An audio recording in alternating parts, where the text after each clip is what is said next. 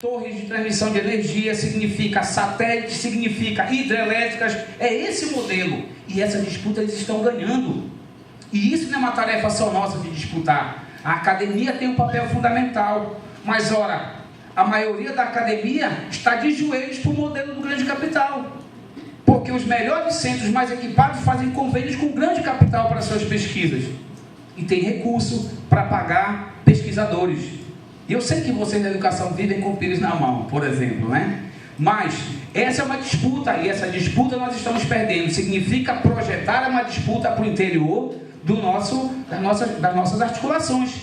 Significa ficar olhando de longe? Não, significa uma luta articulada. E isso requer os povos que vivem no campo e lutam no campo, significa pesquisadores, estudantes, professores, educadores, enfim. Esse conjunto, a articulação em diferentes escalas. Lutas em diferentes escalas, lutas em rede. É importante disputar no território, mas é importante também fazer a disputa no Ministério Público, porque é parceiro, uma parte é parceiro. Não esqueça que o Ministério Público também abona projetos de desenvolvimento que são profundamente questionáveis. Procuradores que não têm responsabilidade, que não é o caso de defensores, não é o caso, por exemplo, de pessoas que estão aqui conosco. Mas é uma disputa, é uma articulação que nós precisamos estabelecer, como a gente precisa fazer na academia. E, portanto, esse debate requer um nível de articulação muito maior. Não basta fazer a disputa no território. A disputa no território é o primeiro passo. Mas a disputa no território de forma isolada, sozinho, ela necessariamente tem um resultado: a derrota. A derrota porque nós estamos lutando sem terra, fazendo ocupação de terra, tentando disputar território, e não se cria mais assentamentos no Brasil. Assalariados rurais cada vez mais precarizados, super explorados, ainda mais com a reforma trabalhista agora. A aposentadoria já é uma possibilidade muito remota para as populações do campo, porque a vida das pessoas não é em larga escala, por exemplo, né? Você não tem mais demarcação das terras, nem indígenas, nem quilombolas no país, ou seja, mas nós lutamos no território. Muita luta tem feito no Brasil. Agora, lutas atomizadas precisam se articular com outras redes, de forma no nível superior. Esse é um patamar que nós temos que discutir. Como ampliar as nossas formas de luta. Esse espaço aqui é fundamental. Criar esse nível de debate. Por quê? Porque a nossa luta, por exemplo, no MST, quando o MST nasceu, o MST queria basicamente terra. Mas fomos compreendendo que era necessário fazer uma evolução na nossa própria política, conquistamos terra dos assentamentos, mas assentamentos sem as mínimas condições de existência. Significava o quê? Só terra não bastava. Era necessário fazer dar um salto na sua política. Então nós passamos da luta pela terra à luta pela reforma agrária.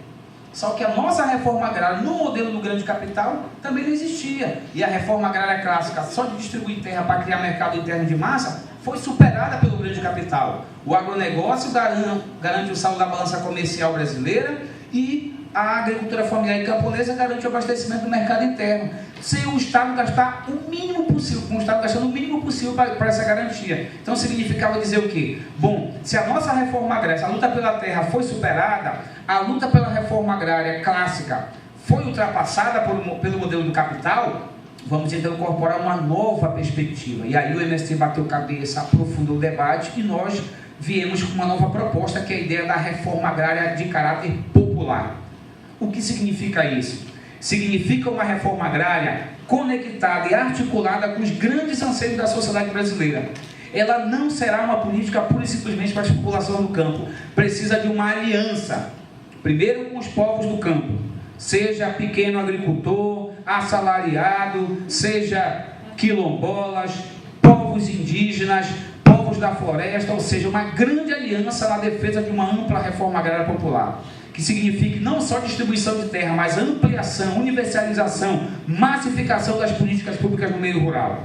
Porque ainda nós temos os piores indicadores sociais do Brasil. A população do campo tem os piores índices de analfabetismo do Brasil. Pegue região como o interior de Alagoas, mais de 50% da população não sabe decifrar os códigos de leitura da sociedade. Agora, neste exato momento, enquanto estamos discutindo, tem milhares de educadores do MST nos 20 municípios mais pobres do estado do Maranhão, alfabetizando cerca de 20 mil pessoas. 20 mil pessoas em 6 meses, com um método cubano chamado Sim Eu Posso, que é questionável pelos pedagogos, que o pessoal diz, mas é um método que repetiu, mas ensina as pessoas a ler e escrever. E a militância do MST está lá, e agora também inaugurou, agora há pouco mais de um mês, no estado de Alagoas também, a nossa militância foi para os rincões de Alagoas para também massificar o método de alfabetização das pessoas. Ou seja, são desafios em escala ampliada. E a outra, a reforma agrária, só se completa hoje, só se viabiliza e volta para a agenda nacional se nós mudarmos o modelo de desenvolvimento do Brasil. Ela não tem mais espaço. Então não tenhamos ilusões.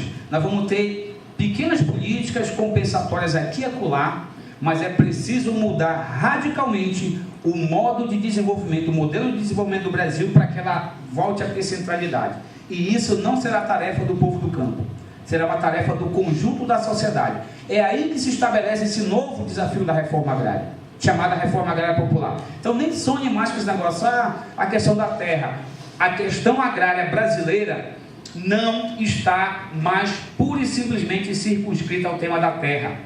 Está relacionado com o tema da alimentação, a forma como comemos, porque comer também é um ato político, e nós estamos comendo porcaria que o grande modelo do agronegócio nos impõe goela abaixo, como por exemplo, da soja, a maioria do produto industrializado vem do arroz, vem da carne industrializada, da carne podre, que o JBS comprou, vários governos inclusive, vem dessas políticas. Então disputar as formas de alimentação, as formas tradicionais de vida do nosso povo estão sendo consideradas atrasadas. Por quê? Porque é preciso ganhar o imaginário das pessoas para impor o modelo do chamado agronegócio. Então tudo isso é a nova questão agrária. Por exemplo, o debate da alimentação está relacionado com o debate da saúde. Segundo o INCA, Instituto Nacional do Câncer, são 600 mil novos casos de câncer no Brasil por ano. Estão relacionados a quê? A alimentação envenenada. São cerca de 5 a 7 litros de veneno por ano que cada brasileiro e brasileira consome através dessa porcaria, dessa comida que o modelo impõe para nós. Nós vivíamos há um certo tempo reféns de 1.800 diversos tipos de alimentos. Hoje está concentrado em somente 4: milho, soja, arroz e o trigo. Se você pegar no Brasil milho de sementes crioulas, por exemplo, originárias das populações camponesas, você tem uma dificuldade gigantesca em encontrar no mercado. Você só compra milho envenenado e transgênico, geneticamente modificados. Ou seja, os povos do campo precisam ter a sua soberania alimentar e soberania para disputar as próprias sementes. Porque, passado a lógica desse modelo, vai significar o quê? Se você plantar determinado tipo de milho, você é considerado criminoso ou criminosa, diga-se de passagem. Mas fechando, que meu tempo deve estar com 5 minutos, eu quero deixar alguns desafios para nós. Primeiro, é preciso, que aí foi um debate que várias pessoas trouxeram aqui, nós discutimos muito na MST essa ideia de mudar a existência para mudar a essência. Nós somos basicamente formados por aquilo que a gente faz na vida. Isso é chamado de cultura, né? A forma como a gente trabalha, a forma como a gente cultiva nossos deuses, divindades, a forma como a gente festeja, dança, né? Tudo isso forma o nosso povo. E as nossas comunidades e territórios também nos formam.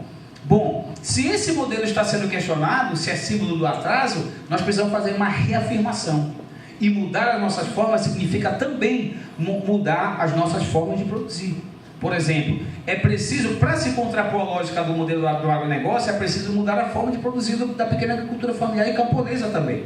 E aí fazendo uma autocrítica. Por quê? Porque o camponês, quando vai para o território do acampamento, que quer terra para posteriormente virar assentamento, ele reproduz no seu pequeno lote também a lógica do grande. Então é preciso ter um modelo baseado numa agricultura que respeite o meio ambiente, que dialogue, por exemplo, com as formas anteriores à forma dos assentamentos, como os povos originários, como os povos quilombolas respeitam esse território. Ou seja, a agroecologia, que é a nossa forma a nova matriz tecnológica de produção, que nós estamos nessa disputa, significa para nós o centro dessa disputa com o modelo do agronegócio, porque vai questionar profundamente o modelo do agronegócio. E a agroecologia não é orgânico. Orgânico é uma parte. O grande capital já entrou na esteira do orgânico e faz essa disputa. Por quê? Porque eles podem ter 1 milhão de hectares de terra, podem produzir organicamente sim, com milhares de funcionários trabalhando sem carteira assinada, por exemplo, de forma precarizada por contrato temporário, mas vai ser sem veneno. Isso é orgânico, mas nunca vai ser agroecológico, porque não respeita as mulheres, porque não respeita a legislação trabalhista e ambiental, porque não respeita, por exemplo, a diversidade e a riqueza que é a produção familiar e camponesa. A agricultura familiar e camponesa tem uma característica, é exatamente a diversidade da produção. Não adianta a ideia de reproduzir no lote o modelo do monocultivo, porque isso não trará sucesso e desenvolvimento. Portanto, esse é um dos desafios centrais que a população do campo tem. A outra é construir também as nossas... E aí o companheiro Paulo trouxe, e a Valdirene também, esse debate, o Moisés também trouxe esse debate, que é o seguinte: vocês sabem disso, vocês são pesquisadores também, muita gente que é militante nesse campo. As populações do campo têm os seus saberes, e isso precisa ser, e a gente fala muito isso, repete muito isso. Agora, uma questão central para a população do campo é a falta de sistematização das experiências. E eu falo disso por experiência própria. Agora, por exemplo, aqui nessa região bem próxima, nós estamos implantando 6 grandes viveiros de mudas que vão dar base fundamental para os sistemas agroflorestais que o MST está reproduzindo nessa região. Mas o fazer do cotidiano, do início ao fim do processo, a gente não sistematiza, não escreve, não elabora. Isso não deixa rastro para o futuro. Então esse é um papel central da academia, ajudar no processo de formulação. Mas os movimentos sociais precisam também criar as suas redes, as suas escolas de formação, seus espaços de sistematização.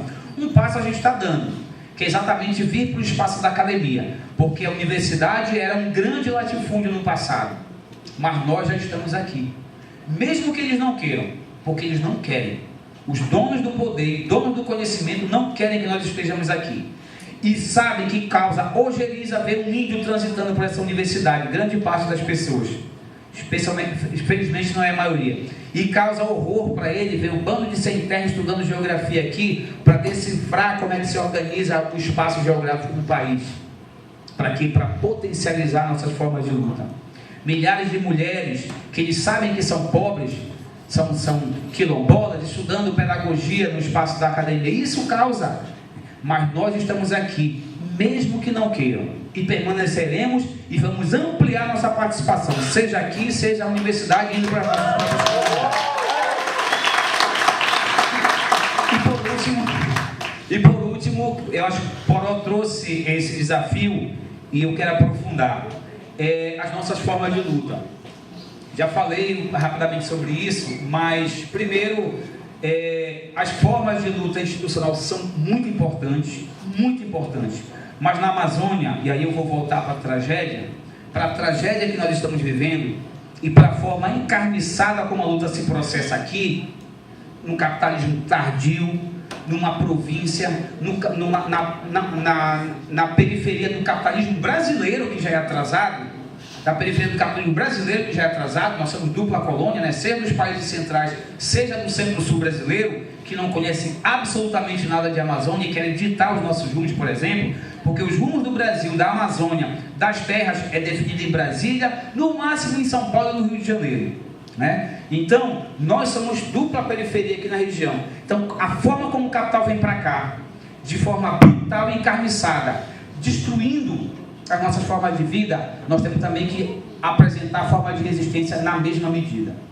É importante sim o Ministério Público, é importante sim a Defensoria Pública, um parlamentar, um deputado, um senador, um governador, quem quer que seja que nos ajude, ajuda sim. Mas só isso não basta, porque esse é o terreno do Estado que foi formatado não para pobres, um Estado formatado para quem tem capital. É preciso mudar a forma de Estado, disputar esse Estado para reconstruí-lo. E aí, Poró, é luta de classes mesmo.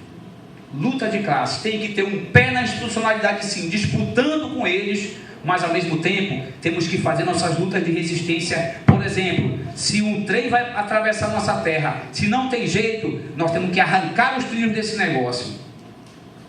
Dizer para eles fazerem a curva onde quiserem, mas não passar pelos nossos territórios. E isso requer luta de massa, a guerra de movimento. Isso então é basicamente o que nós precisamos fazer. Atuar em diferentes escalas, fazer luta de resistência, fazer luta no campo institucional sim, mas precisa fazer luta de massa. É luta de massa, articulados, que muda a trajetória da situação, que muda a conjuntura efetivamente. Obrigado. Muito obrigado, Ulisses. Assim, então, fechamos as exposições. Rapidamente, eu queria